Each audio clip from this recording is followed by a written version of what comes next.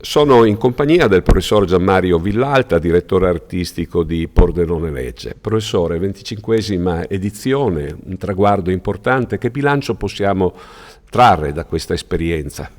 Da questi anni di fatiche ma anche di soddisfazioni possiamo trarre un bilancio estremamente positivo, direi, perché il Festival Pordenone Legge è diventato importante non solo per la città, e grazie alla città anche è diventato importante per tutta quanta, credo per tutta quanta Italia. Viene gente dappertutto, ne parlano dappertutto. È diventato importante anche perché ha creato, secondo me, un momento di riconoscimento della città stessa. Io credo che i pordenonesi vedano Pordenone Legge come qualcosa di proprio, di cui poter dire quando uno va da qualche parte noi abbiamo Pordenone Legge. Quello che spero, perché effettivamente il festival è il frutto della volontà di tantissime persone che noi abbiamo intercettato e che cerchiamo di portare ancora avanti, facendo in modo che sia un appuntamento veramente nazionale, di rilevanza non solo culturale in senso stretto, cioè i libri senz'altro, ma anche la capacità di fare festa, nel senso di incontrarsi, di creare un evento importante da parte di tutti. Festa del libro e della libertà, perché? E questa è stata in realtà un suggerimento del nostro presidente della Fondazione Agrusti, perché di fatto ci siamo accorti che noi da molto tempo facciamo questa cosa qua. Accogliamo tutti, anche quelli che dentro il festival, anche quelli che hanno opinioni contrarie, nel senso che non siamo un festival che appoggia un'idea o un'altra, e neanche siamo un festival, questo forse è la libertà più profonda che vogliamo comunicare, neanche siamo un festival che ha una propria idea di cultura o su varie tematiche della cultura e cerca di imporla agli altri, ma ascoltiamo tutto l'anno quanto di meglio, di più interessante si viene a dire attraverso i libri, e cerchiamo di mettere a confronto, anche non a confronto diretto, perché non amiamo le polemiche, non siamo un posto da polemiche, ma se uno va ad ascoltare un autore e poi va ad ascoltare un altro sullo stesso tema, molte volte si farà un'idea di come sono diverse le opinioni, di come sono diversi i punti di vista. In questo senso la libertà poi è anche quella di ascoltare cosa sta succedendo nel mondo, sia dal punto di vista delle opinioni, ma anche dal punto di vista, per esempio, della libertà, anche sapere cosa succede nel mondo della scienza, sapere le interpretazioni, per esempio, storiche, come mutano nel tempo e cose di questo tipo. Libertà è anche conoscenza, e libertà nella conoscenza. Il catalogo degli eventi è impressionante, ma che posto si è ritagliato Pordenone Legge nel panorama dei grandi eventi editoriali del nostro paese? Credo che per quanto riguarda i grandi eventi editoriali, non so, io direi siamo sul podio.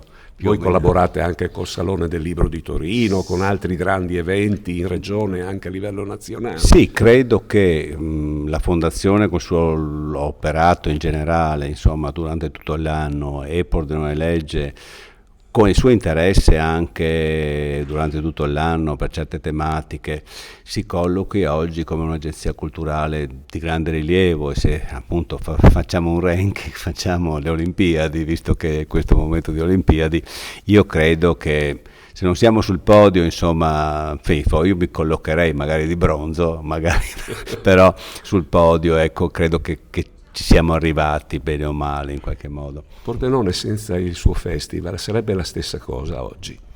Io credo di no, e io credo che questa domanda non andrebbe rivolta a me, non chiedere all'osta se il vino è buono, ovviamente, andrebbe rivolta, secondo me, e la questione la voglio porre anche in maniera proprio molto seria, andrebbe rivolta ai trentenni, ai ventenni, a quelli che sono cresciuti con Pordenone Legge e che hanno collaborato, ce ne sono 200 e passa ogni anno, con Pordenone Legge hanno scoperto delle amicizie, la possibilità di stare insieme, hanno scoperto che il libro non è soltanto una cosa noiosa e scolastica, ma fa parte della vita delle persone, della vita anche dell'impresa, della vita della comunicazione, e io credo che questa sia una cosa importante proprio per Pordenone e la sua cultura in generale.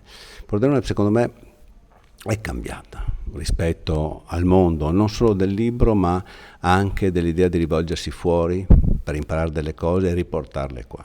Abbiamo anche sviluppato, tra l'altro, con Pordenone Legge, io credo che sia, uno non è mai responsabile di tutto, uno non è mai il Napoleone della situazione. Il nostro contributo però credo l'abbiamo dato anche per creare, diciamo, una realtà in un paese così periferico come era sempre stato, in un posto così lontano da ogni centro culturale, una realtà di cultura, di scrittori, di lettori che è veramente rara statisticamente in tutta Italia. Mi veniva da dire, non so con chi parlavo, dicevo, se tu prendi Milano, prendi il numero di abitanti e vedi quanti scrittori e poeti ci sono e poi fai appunto la media statistica, ti stupiresti a fare la stessa cosa a Pordenone. È davvero impressionante quanti sono gli scrittori che si sono affacciati sulla scena nazionale e internazionale, pordenonesi che sono cresciuti probabilmente in un humus fertile, qual è stato anche la festa del libro, il Pordenone Legge. È vero, è così. O semplicemente perché partecipando, vedendo quello che succedeva, ha detto perché non io. Nel senso che anche no, ma gli stimoli sono tanti, no? Se uno non vede mai giocare a pallone non potrà mai diventare un campione del mondo del calcio, insomma, no? Cioè, gli stimoli, il desideri, le proiezioni anche della propria immaginazione fanno le cose della vita, insomma. In questo caso io credo, e vorrei sottolineare che sono tanti gli autori appunto pordenonesi esorditi, affermati nel corso degli ultimi 25 anni. Ricordiamone alcuni. No, ma sono tanti, sono tutti qua, sono tutti amici, insomma, andiamo da Voledo a Manzon, a Cescon, che adesso è cresciuto proprio nella vostra scuderia, no? Siamo qua dentro. Ed è finalista al abbiamo sempre Strega Poesia, abbiamo sempre lavorato insieme, è sempre stato qua, gli ho affidato fin da molto tempo fa delle cose da fare, le fa bene, tra l'altro perché è un ragazzo intelligente e capace, per cui sì. E naturalmente anche la persona che ho qui davanti a me. Qualcosina, ma che è un tema anche questo molto importante, di affidare, di lasciar fare, di fare in modo che cresca un ambiente, perché appunto prima o dopo ci sarà, dopo i 25, magari ci piacerebbe arrivare a 50, ma non sarà più, ci vorrà qualcun altro che la porti ai 50. Insomma. Questa scelta di allargare il campo delle iniziative, non solo diciamo la città, ma di portarlo anche in giro per le province e anche fuori province, in regione Trieste, quest'anno anche mi pare per la prima volta siete a Udine. Ecco, che cosa vuol dire? Qual è l'intento? No? Forse Pordenone è diventato un po' troppo stretta per il festival, che ha bisogno di allargare in qualche modo i suoi confini. Il senso quasi è contrario, nel senso che Pordenone è diventata più potente, da questo punto culturalmente più potente.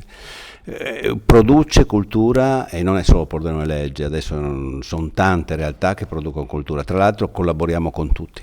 In qualche modo abbiamo relazione e collaboriamo con tutti tutto l'anno.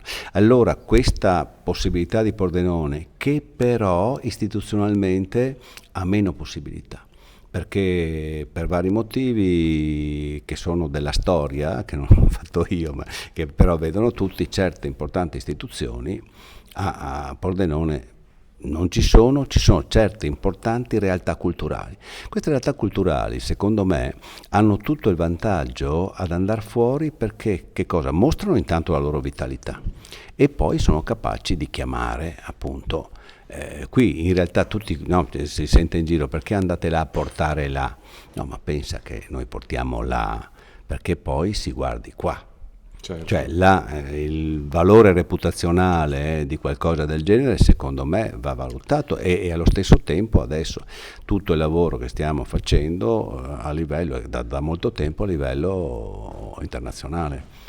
Smentiamo chi dice che con la cultura non si mangia. Che cosa muove in termini economici questa manifestazione per Pordenone?